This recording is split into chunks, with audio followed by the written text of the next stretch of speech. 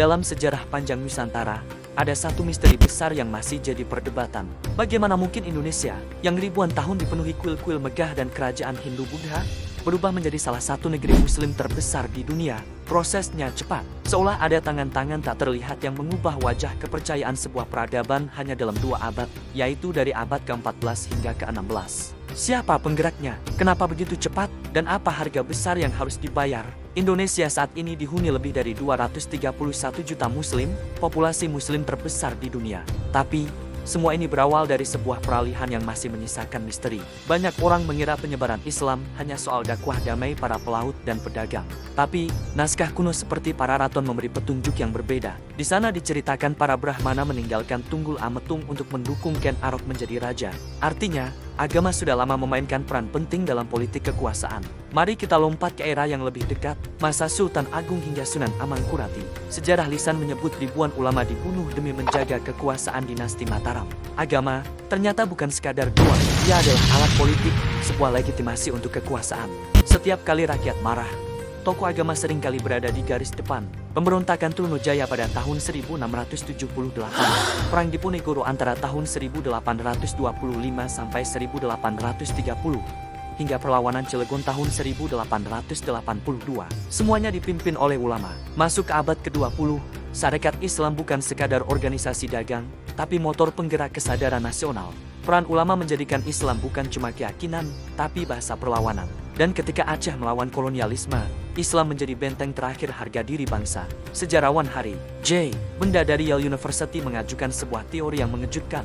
Ia berpendapat bahwa perubahan agama di Asia Tenggara terjadi serentak, dari Civa Buddha ke Islam, dari kalangan Brahman hingga rakyat jelata, dari konsep Dewa Raja menuju kesetaraan di hadapan Tuhan. Kesamaan waktunya ini mencurigakan. Seakan-akan ini bukanlah transformasi lokal semata, tapi bagian dari perubahan geopolitik kawasan yang lebih besar. Simbol yang paling jelas adalah kejatuhan Angkor di Kamboja.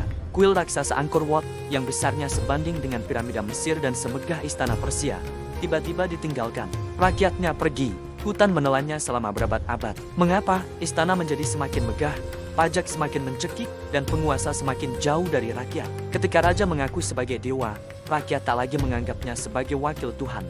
Bukti arkeologi terbaru menunjukkan penurunan populasi yang mendadak di pusat kota Angkor sebelum abad ke-15, yang mengindikasikan adanya epidemi atau eksodus besar-besaran. Jika seluruh Asia Tenggara berubah dari struktur dewa raja, mengapa Nusantara memilih Islam, bukan Buddha Theravada seperti tetangganya? Jawabannya terletak pada ekonomi dan geopolitik. Pada abad ke-14, jalur dagang dunia dikuasai oleh kerajaan-kerajaan Islam di Gujarat, Yaman, hingga Mamluk Mesir.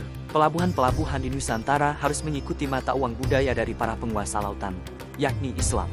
Mulai dari Pasai ke Aceh, kemudian Malaka menjadi pusat imperium maritim terbesar di Asia Tenggara hingga tahun ke-1512. Islam menawarkan sebuah konsep baru, semua sama di hadapan Tuhan. Tidak peduli raja atau wong cilik, para ulama hidup di tengah masyarakat. Mereka menjadi advokat bagi rakyat, bukan alat istana. Mereka adalah kekuatan tandingan yang mewakili keluhan dan aspirasi rakyat. Dari situlah Islam mendapatkan akarnya di bumi Nusantara. Bukan dari istana, tapi dari pasar, pelabuhan, dan pesantren.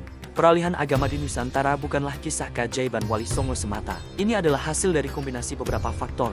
Krisis politik Dewa Raja, gelombang pemberontakan rakyat, perubahan geopolitik perdagangan dunia, serta agama baru yang menawarkan kesetaraan. Islam menjadi identitas pemersatu di saat rakyat membutuhkan simbol perjuangan. Dan itu menjawab pertanyaan terbesar dalam sejarah kita.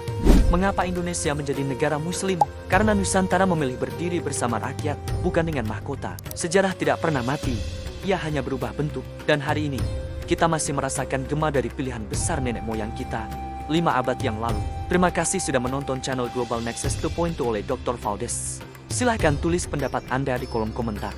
Mari kita berdiskusi dan saling melengkapi. Klik like, comment, dan subscribe untuk menyingkat file-file lainnya.